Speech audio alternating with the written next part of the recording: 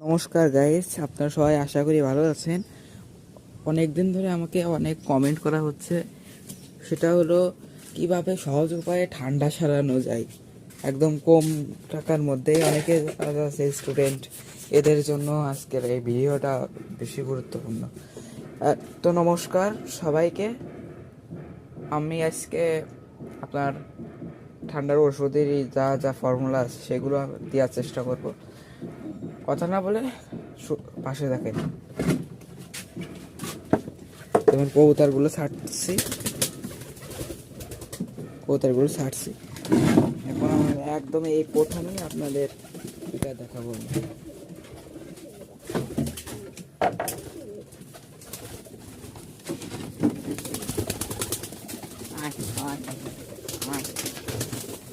দেখেন আমার কবুতরগুলো খুব সুন্দর করে যাচ্ছে। এই যে আমার কবুতর একা একা আমি তো ভিডিও করি, এই জন্য একটু কষ্ট হয়ে যায় গাইস।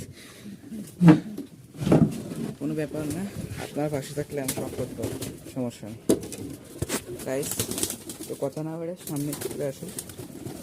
অনেকে বলছে তাদের কবুতর নাকি যে হয় ঠান্ডায় মারা যাচ্ছে, অনেক কিছু আছে। তাই সহজ উপায়ে আমি একটা এই ফর্মুলা দিতে চাই। ফর্মুলা হচ্ছে যে কিভাবে আপনার সহজ উপায়ে ঠান্ডা সারানো যায়। আমি প্রথমেই আমি যে সাজেস্ট করবো না যে এটা আমি করেছি করে মানে ভালো কিছু পেয়েছি সেটাই আপনাদের বলতে চাই। আমি সাজেস্ট করবো না যে এটাই করেন, এটা আমি সাজেস্ট করবো না কোনো সময়, এটা আমি কোনো সময় সাজেস্ট করবো না। এখন তো শীতকাল, এখন ডিম বাচ্চা করার সময় সমাজে ঠান্ডা লেগে যায়, এখন তো ঝামেলা। এখন যদি ডিম বাচ্চা করার সময় ঠান্ডা লেগে যায়, তাই তো ডিম বাচ্চা করবে না এবং ঝামেলা হবে, আমাদের ঝামেলা হবে। এই জন্য একটা কাজ করবেন, এরকম একটা ছোটো পট কিনে রাখবেন। 1 লিটার এরকম ছোটো পট নেই, বড়ো বলেও সমস্যা নেই। তবে 1 লিটার পানিতে আপনারা প্রতিদিন কী করবেন, আপনি জাস্ট 6 থেকে 7 দিন খাওয়াবেন।